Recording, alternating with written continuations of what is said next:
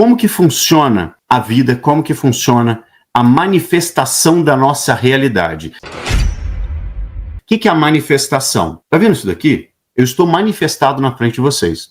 Isso é uma manifestação. Esse globo atrás de mim, esse G, o meu livro, ó, esse livro foi manifestado no mundo material. Por isso você vê, por isso você toca, por isso você lê, por isso você estuda. Se isso foi manifestado, um dia teve que estar na cabeça de alguém, porque é exatamente assim que a vida funciona. Existem 7 princípios que comandam a vida, tá? Então, ó, quem somos nós? Nós somos seres espirituais vivendo uma experiência física.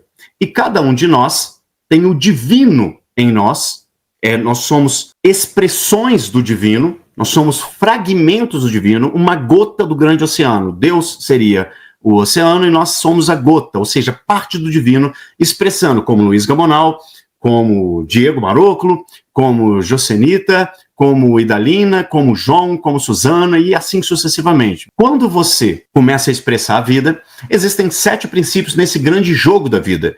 A vida são pontos de vista, de experiências sequenciais de troca, de um grande jogo dividido em 4 áreas, comandado por 7 princípios. Os princípios eu explico dentro desse livro aqui. E um desses princípios é que tudo é mental. Tudo que nós vivemos é mental. Começa na mente. O todo é mente. Ou seja, tudo que nós vivemos de experiência na nossa vida sai da nossa mente. E o segundo princípio é de correspondência, que assim como é na mente, é do lado de fora. Então não adianta eu tentar fazer alguma coisa, eu vou tentar ganhar dinheiro, e eu fico focando aqui, ó. Só que quem manifesta é a consciência, e não o corpo. Assim como é em cima, é embaixo. E não como é embaixo, vai ser em cima, porque em cima é que reflete o mundo. Imagina que você tem um retroprojetor, sabe aquele retroprojetor de cinema? Projetando na vida física. Então, o que você colocar no projetor, e o projetor é o seu coração, o que você colocar no seu projetor vai ser colocado na sua vida física, no seu mundo que você chama de real. Só que o mundo real, ele é espiritual e não isso aqui. Isso aqui é só uma projeção, é só um jogo, é só uma brincadeira que nós estamos fazendo. Nós somos seres espirituais eternos, tá? Somos deuses morando em um corpo de carne e sangue. Salmo 82, 6. Isso aí, João. Se você compreende isso, você entende que não adianta você olhar para a parede e tentar mudar o desenho da parede. É como eu olhar para o espelho, tô aqui, ó, olhando para o espelho, e eu falo assim, ó, fica uma pessoa rica aí, sorria, você tá muito sério, você tá muito triste, você tá muito gordo. Porra, você tem que mudar. E eu olhando para o espelho, querendo que o espelho mude. Não é insano fazer uma coisa dessa? Mas é o que vocês fazem. O que eu faço se eu quero que o reflexo no espelho mude? Eu tenho que mudar. E este eu é este eu espiritual, que habita este corpo. Quando eu quis melhorar fisicamente, ganhar músculo e etc., o que eu fiz? Eu mudei a minha autoimagem e me tornei um atleta. E por eu me tornar um atleta... Cadê o meu negócio? Aqui.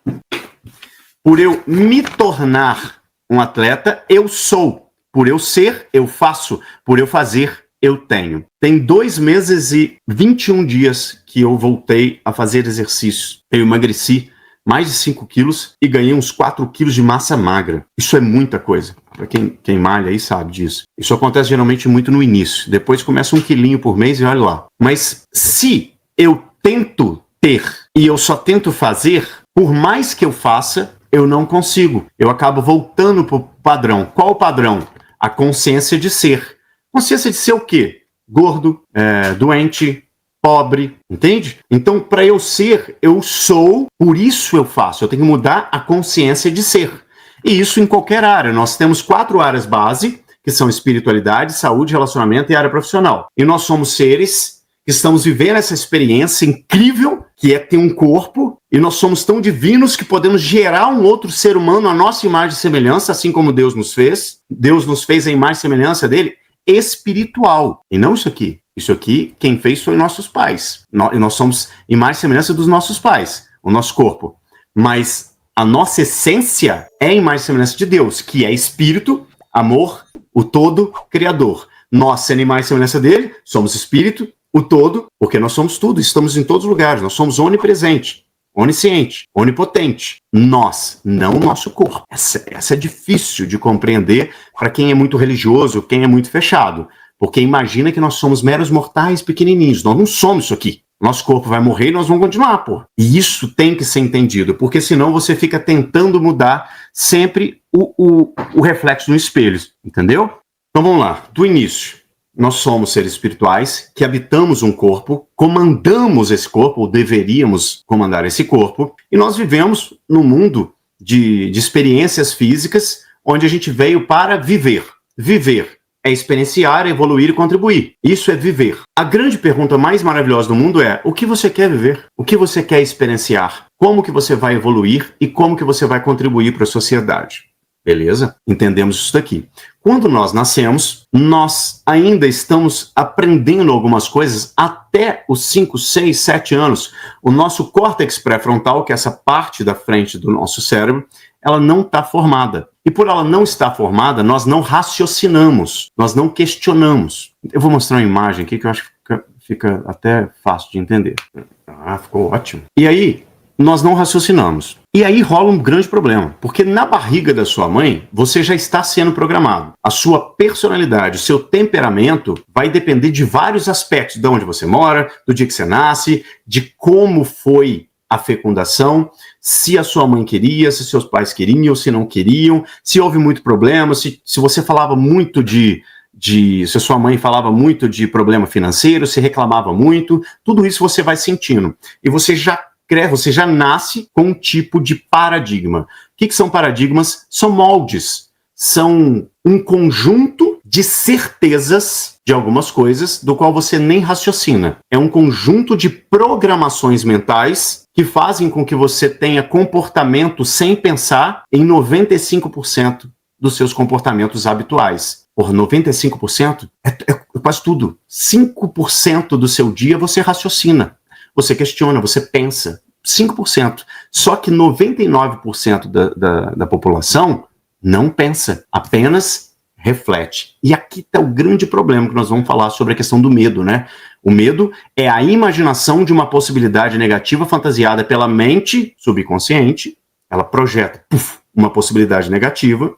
E aí, quando o seu subconsciente, que tem uma programação, medo de dinheiro, às vezes nem é teu. O medo não é seu. Medo da mãe, medo do pai, medo do avô, sabe? Tataravô. 4 gerações para trás, você geneticamente recebeu isso. E epigeneticamente também. E aí a gente entra num processo mais complexo, mas o campo mórfico, ou seja, um campo de energia do seu sistema familiar, ele traz crenças e paradigmas também dos seus antepassados. Mas vamos ficar aqui. Então a gente nasceu, beleza, não raciocina, e a gente ouve coisas como: o dinheiro é sujo, não toca no dinheiro, vai lavar a mão, o dinheiro é sujo. Você pequenininha não raciocina, não questiona. É sujo. Quem tem dinheiro não vai para o céu. Os ricos são maus, os ricos são escrotos, os ricos fazem mal para os pobres. Eu sou pobre, então o rico faz mal para mim. Então eu nunca vou querer ser rico. É uma crença, é um programa. É um programa que faz com que você haja sem pensar.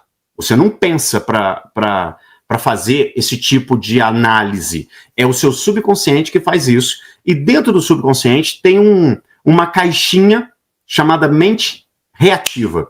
Ela reage a esses traumas, medos e experiências, impactos emocionais que a gente sofreu. Quando você vai crescendo, fazendo 5, 6, 7 anos, quem tem filhinho nessa idade aí? O que essa criança mais está fazendo? Ela está perguntando: por quê? Por quê? Por quê? Por quê? Mas por que, mãe? Por que, pai? Por que isso? Por que não pode fazer? Por que tem que isso? Por que tem que colocar assim? Por que eu não posso comer o que eu quero? Por que eu não posso fazer tal coisa? Por quê? Porque agora o neocórtex começou a se formar bonitinho e o córtex pré-frontal começou a fazer sentido. Ele só vai ser formado com 25 anos, tá? Por isso que adolescente faz merda, às vezes com 18, 20 ainda tá fazendo lenha. Por quê? Porque ainda não foi formado, ainda não raciocina direito. Só que ele lascou. Por quê? Porque isso aqui, ó, imagina que você chega no mundo semi-vazio. Imagina que isso aqui é o seu subconsciente. Nós temos o consciente, que raciocina, e o subconsciente. Então o cérebro, vamos colocar que ele é o consciente, e o coração é o subconsciente, para ficar mais fácil na nossa didática. E o nosso coração vem semi-vazinho. Algumas experiências quando a gente nasceu e tal. Quando a gente nasce e vai chegando nessa fase, 5, 6, 7 anos, já passou por um monte de impacto emocional, gritos, já apanhou, já sofreu abusos, um monte de coisa já aconteceu. E nisso vai acontecer isso aqui, ó. Você não merece. Você entra em casa, suja lá a cozinha da sua mãe te dá uma chinelada na cara e bota você de castigo. E na hora que todos os irmãos ou os amiguinhos e todo mundo tá ganhando um presente ou vai numa festa, você não. Porque você não merece. Caralho. Pum. Programação instalada com sucesso. E aí, num certo dia, você tá na escola. E por algum motivo, como aconteceu aqui, eu expliquei de uma forma que algumas pessoas entenderam, outras pessoas não entenderam. O problema não é as pessoas que não entenderam, o problema é o professor que não soube explicar de uma maneira que todos entendessem. Por quê? Um é mais auditivo, outro é mais visual, outro é mais sinestésico, cada um tem uma forma de aprender. Então, um bom professor, o que ele vai fazer? Ele vai ensinar de várias formas. Todo mundo entendeu? Entendi, professor. Agora a gente passa para o próximo nível. Só que a nossa escola, principalmente municipal, estadual e etc., não tem isso, né? E aí, quando rola uma prova onde a criança nem entendeu algo que nem faz sentido, que ela nunca vai usar, mas ela não compreendeu e não conseguiu responder exatamente o que o professor queria que ela respondesse, ela tira uma nota baixa. O que os amiguinhos falam? Seu burro, hahaha, todo mundo ri de você. Você se sente humilhado e... Programa instalado com sucesso. Agora, você é incapaz, você tem uma crença de incapacidade, porque você é burro. Você chega em casa, sua mãe vê a sua nota, te dá-lhe uma chinelada, te coloca de castigo, mais um impacto emocional, e ela fala, você não faz nada direito. Mais uma instalação com sucesso no seu coração, ok? Beleza. A vida vai passando, você cresce, faz 12, 13 anos, você está no segundo setênio da sua vida. Setênios são de 7 em 7 anos, tem um fechamento evolutivo na nossa vida. Por isso que do 0 ao 7, os dentinhos caem e começa a crescer. Do 7 aos 14, a menina menstrua e o menino entra na puberdade, entendeu? E aí dos 14 ao 21, o córtex já está formando, você fica maior de idade, você já tem um processo. Então de 7 em 7 anos a gente tem várias coisas. Quando você está ali com 14 anos... toda linda, maravilhosa, ou achando que tá lindo, aquela coisa toda, você quer namorar alguém, e essa pessoa não quer você, e ela te esnoba e te humilha na frente dos outros amigos. Pronto, você se acha feia, você se acha incapaz, você não merece. Tô rindo, mas é sinistro, né? A gente passa por isso. Mais um programa instalado com sucesso. E a vida acontece, a vida continua acontecendo. E aí você... sofre um abuso, alguém faz bullying com você, você apanha, mais um programa instalado com sucesso. E assim, sucessivamente, até você fazer 20, 30, 40, 50, 60, não importa quantos anos você tem. O que acontece? Tudo isso está guardadinho aí, isso não saiu. E aí quando você fala assim, a sua mãe nunca disse para você que você era boa em nada, ela nunca, ou seus pais, tá? Seus pais em geral, nunca disseram que você era bom, nunca te elogiou, o pouco que você fez certo ou tentou fazer alguma coisa, mais do que obrigação, então você não tem referência nenhuma. Começou a fazer uma coisa, você errou, alguém tomou da sua mão, tira a mão daqui, faz nada direito, deixa que eu faça essa merda, e pum, você não tem referência nenhuma de ser sucesso. Quando vem a vida, você fala assim, agora eu caso, e aí lá pelos 18, 20 anos, você encontra alguém, namora, já transa, ninguém nunca te ensinou, você engravida, e agora você é mãe, você é pai. E você tem que cuidar de uma família, só que você nem é adulto ainda. E beleza, até aí tudo mal. Você vai para a vida e fala assim, agora eu tenho que trabalhar. Qual é a sua referência de riqueza de trabalho? Você fala, eu tenho que trabalhar para alguém. Talvez você tenha se formado, talvez não. Se formou numa coisa que alguém disse que era melhor para você fazer, ou foi o que deu, e você estuda numa coisa que você talvez nem goste, nem quer fazer isso, mas tem que trabalhar. Nossa, eu já fiquei lá 5, 6 anos me formando naquilo, né? Tem que agora aproveitar, senão eu vou perder esses anos todos estudando. Vê se está fazendo sentido para vocês. E aí você tem que trabalhar. E aí você vai trabalhar durante 8 horas numa coisa que você odeia para ganhar uma mixaria, porque foi isso que disseram que você tem que fazer. E quando alguém vira para você na internet, vem um maluco assim, como eu, e fala assim, cara, você é Deus em ação, você é divino, você tem poderes, você pode criar uma cidade como Dubai, você pode criar um ser humano, você pode criar uma cidade, você pode criar uma Torre Eiffel, você pode criar uma coisa que vai ajudar a vida de todo mundo, você pode salvar a humanidade com uma vacina porque você descobriu, você pode fazer o que você quiser. E aí você vem e olha nas suas referências. Você olha na sua referência e fala assim, deixa eu ver se tem mesmo isso aqui. Aí você fala assim, seu bosta, não merece nada, não é capaz, não dá não, é. E aí vem os outros coaches da vida e fala, vai empreender, vai montar o seu canal no YouTube. Você, incapaz. Não merece a riqueza. Não faz nada direito.